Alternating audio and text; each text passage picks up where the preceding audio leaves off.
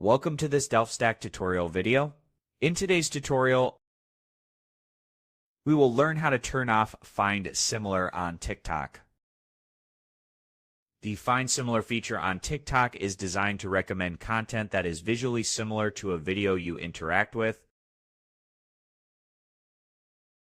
While this can help you discover related videos, some users prefer to disable it for a more varied feed.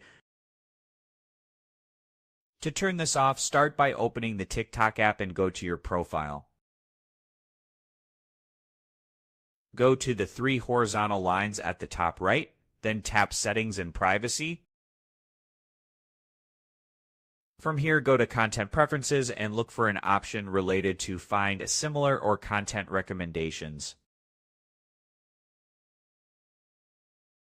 If the option is available for your account, you can toggle it off to limit similar content suggestions.